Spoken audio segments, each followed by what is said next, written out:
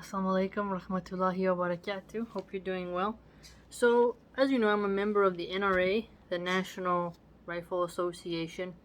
I get the American Hunter magazine, and there's this very cool article written by Max Presak where he goes and talks about coyotes and how he had, an interesting conversation with a hyper emotional, meat is murder, anti-hunting Karen, right? And I wanted to share with you some of his points here. He also has a nickname for them called a yote, which I thought was pretty cool. And he said that he grew up around Northern Virginia and that there was lots of coyotes, and he wanted just to give us some tips on how to handle anti-hunters. And he was saying how the coyotes are very adaptable, and he even said, I'll read what he said here. He said, these canines are in essence nature's bottom-feeding, opportunistic garbage disposal on four legs. Their tenacity is admirable as they compete with cockroach for the post-apocalyptic dominance. So he was explaining how these scavengers, right, they are pretty up in the suburbs snatching up cats and dogs. They are pretty clever, pretty wise, right? And he goes on further that this Karen figure, he called her a Karen, obviously he didn't use her real name. She contended that all animals need and deserve our protection. There are too many things against them, including loss of habitat, lack of food supply, overhunting, abuse, climate change, and even politics. So he goes on and explains how some states won't let you feed a hungry animal because it can make it hyper dependent upon humans and then ill-equipped to survive on its own. And so he was trying to explain to her a really hyper emotional point that why is it bad to feed a hungry animal and heal a sick one, but it's okay to shoot it. And he was explaining how you have to maintain the wildness of certain animals because they're not meant to be domesticated, and the more domesticated you make them, the more they'll come into your neighborhood, and while your little dog's in the backyard, they'll get snatched up. And so he really gave her a good point there. And then he continued to say how she kept mentioning overhunting, right? She said that she thinks, I'll show you. A quick Google search on animals have been hunted into extinction and are on the brink of extinction can provide that information. And then he explains that hunting is regulated so that there isn't overhunting. And so he continues further here. He says, Karen stated that animals are overhunted. In the next breath, she stated that hunting is regulated in order to prevent overhunting. So, which one is it? This is what happens when people are ill-informed and susceptible to their own emotional outbursts. Karen laid out her argument to protect animals from overhunting and then made the assertion that regulated hunting protects the species numbers. She canceled out herself in one sweep. So I found that to be really interesting because there's a lot of very good hunting regulations in the United States, and hunting should always be maintained, I feel, because as the food supply goes down, you have a right as a human being to go out and get you a fat, juicy elk that's raised on public and private land if you have your hunting license. And you know what you're doing. It's quite difficult to get your hunting license. I've taken the classes. You can get it online, but it is, they're not just going to let anybody get it, right? And that money they raise helps benefit, laws and stuff. They teach you all about different kinds of bullets, what kind of weapons to use. I mean, it's such a fun, amazing hobby that our ancestors have been doing since forever, right? There's hunting and then there's domestication of farming, right? And so he continues here to tell her that yes, hunting is regulated, therefore no animal in the US, and especially not varmints like coyotes, is being overhunted. So she tried to feel that it's wrong to hunt coyotes. And he was saying, actually, coyotes are fast breeders. They can survive quite easily. They're super smart. And I've heard coyotes where I live in the night. They howl and stuff. People who let their cats out. There's lots of things for them to eat. And they are pretty cool. And I have coyote pelts. I have one on my back and then the one hanging by my map. They're doing just fine, So he continues to quote her. The Karen says, animals in general. And so she kept saying she was speaking about animals in general. Well, animals in general are not overhunted, right? So he was trying to point out to her that there's laws that exist, but if you've never been hunting, you just buy into the vegan propaganda. He continues to quote her. She says, some people take pleasure in killing animals and others take pleasures in protecting them.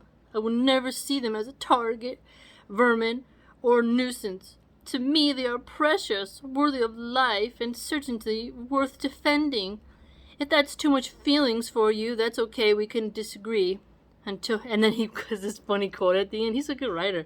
He says, until her teacup Yorkie makes its way through the coyote's digestive system. So a teacup Yorkie is a very annoying small dog.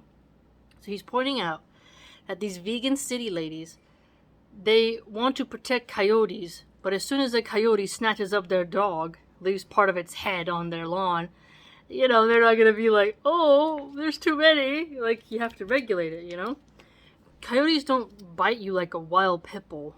Rather, they're more sneaky. To me, they remind me of like a fox. If you have a chicken coop, maybe you let them snatch a chicken once in a while so that they can eat. I probably would. Especially if you have too many rabbits going around, the rabbits are chewing on your tree bark, killing your apple trees and whatnot. Give them a little meat. But what he's pointing out here is that suburban vegan woke-tards are hyper emotional and that they can never see the necessity of killing certain animals, which is quite ridiculous. You can use the pelts to make very warm mittens, boots, scarves. You can use the leather. You can use them for many things. The bones can be turned into dog chews. The meat can be turned into dog food. There's a lot of different things. You can even compost that meat if you want it in your garden. The animal in of itself doesn't have to get wasted. So there's that. And then he tells her, for example, hunting not only pays for a bulk of animal conservation, it also keeps populations in check because unchecked they starve. They get hit by cars, deer in particular, and generally lead a miserable life. Hunting maintains the balance. And so I read in a previous article that they had here about maintaining like Yellowstone National Park. They maintain their bison population so that they don't overgraze. So they allow the tribal peoples to eat some of the meat. You have to maintain them because the deer will eat everything. Then they'll all starve. And, they don't have as much roaming ground. But either way, they do their best to allow hunters to hunt the excess population while they tag, study, and maintain the populations and watch them. And hunting, you have to pay for the equipment. There's where all the money goes, it maintains that ecosystem. People who depend upon the grocery store, who don't farm, who have never hunted or fished, they're very out of reality. They're very out of touch. They're hyper emotional. They see these PETA ads on YouTube, they cry. They think that they're superior to everyone else because they eat like a rabbit. What he's pointing out is that this Karen is actually very uneducated and hyper emotional and not really versed in what she's talking about. So then the Karen goes and says that there was a hunting season of 3 days where 300 wolves were killed.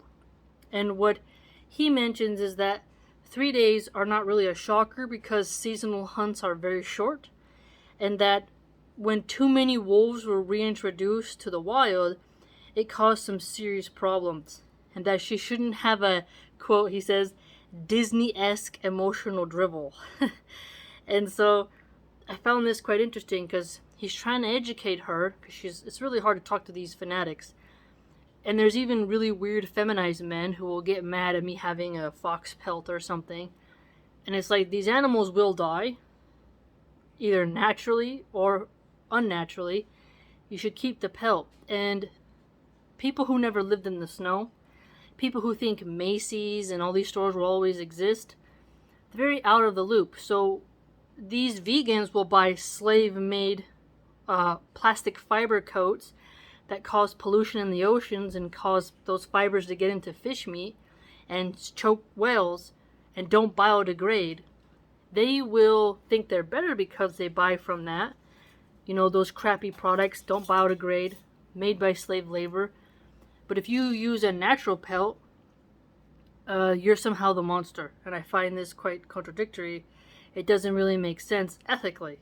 But people will get emotional for hunting and for the natural life cycle, but then they will now look how their plastic pollution in the fashion industry, which is a very cool subject to study, it actually causes worse problems.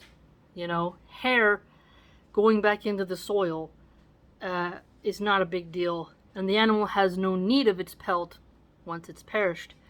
And if certain economies in the past didn't have leather, they didn't have furs, more people would have died in the past. And you have to always have respect for how Allah subhanahu wa ta'ala has given us animals as tools for clothing, food, and whatnot. And if you have leather in your car, a leather couch, you have a leather jacket, well, hello, that came from somewhere. Leather shoes, you know? You have to think about how much of animal products you actually use. So in essence, you don't really have a right to get mad at people for liking fur. The animals have a very short lifespan, just like when a duck is killed for meat, you can use those feathers and put it into a pillow. I have feather pillows. They're very soft and very comfortable. And those feathers don't cause pollution like other fibers that they put in pillows now. So these woke vegan tards, they think they have it all figured out, but all their fake meat and fake artificial products actually cause more pollution and cannot be found naturally in the environment. And if supply chains go down, or a country goes through a war zone, or something happens, the people who live closer to nature will survive just fine because they've kept the traditions alive. You know, it is quite interesting. And so I really enjoyed this article. And it was called The Curmudgeon's Guide Part 2, and by Max Pressek, on how to deal with just Karens who think that every animal is as endangered as a panda. And so I thought this was great. And so, again, it was very interesting. Oh, and he also points out how Los Angeles has a lot of coyotes, right? And when you have a lot of vermin, you gotta watch out. And coyotes do a bit of eating rats and keeping that down. But there's not enough owls and hawks around to handle all the rodents. And so coyotes do play a role, but you can't have them running around the streets like monkeys do in India. Like, you don't want that. You don't want that. And so it's very cool how he wrote his article and just educated her politely on how hunting has conservation. And I hope you learned something, and hopefully if you have to deal with a hyper-emotional Karen, you can use some of his talking points and some of his patience, because it is quite difficult. So hopefully you learned something.